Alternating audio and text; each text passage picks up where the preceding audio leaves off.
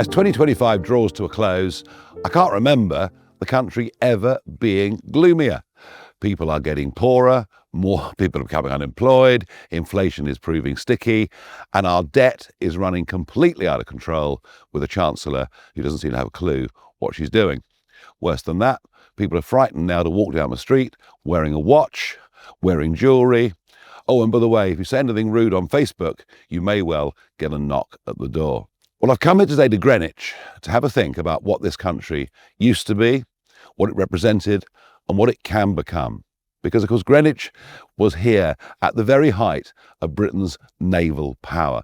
And that wasn't just about winning the Battle of Trafalgar. It wasn't just about building the biggest empire the world had ever seen. It was also about a Royal Navy that spent decades at huge cost driving slavery off the high seas. We have an enormous amount of our past to be proud of, and yet our education system under both of the last governments now teaches our kids to be ashamed of the past. Well, the first thing a reform government will do is make sure kids are taught correctly about our history. But if you look behind these magnificent buildings, you see Canary Wharf, you see the 21st century, and not just traditional stocks and shares and bonds, but there's a whole new world developing. A world of cryptocurrencies, a world of AI, a world of digital assets.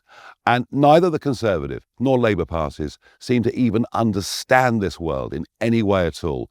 Let me promise you that we do. These are the technologies of growth as we head forward in this century. But none of it can be done unless we produce our own energy, lots of it, and at cheap rates. And because of fanatical net zero policies, we're literally being left behind. 1 in 7 of you own a digital asset of some kind, yet the government, the authorities, simply don't seem to care. And that's the point.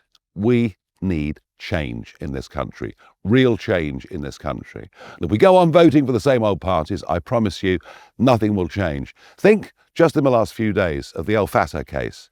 Here's a guy that's come out of Egypt, come back to Britain, who's put out just the most abominable, hateful tweets about killing Jews, killing white people, fighting the police.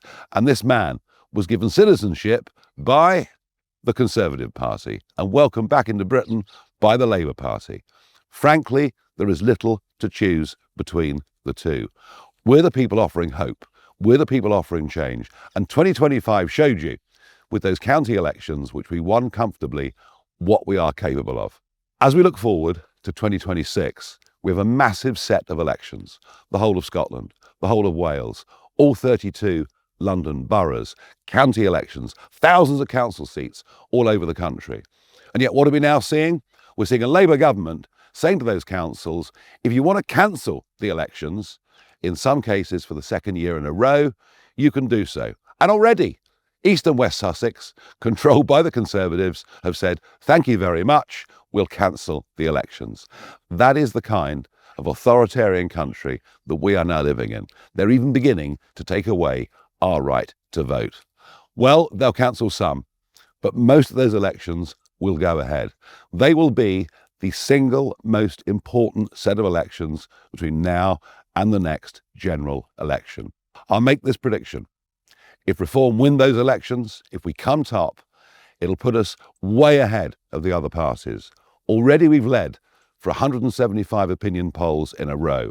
Our average lead is 10%.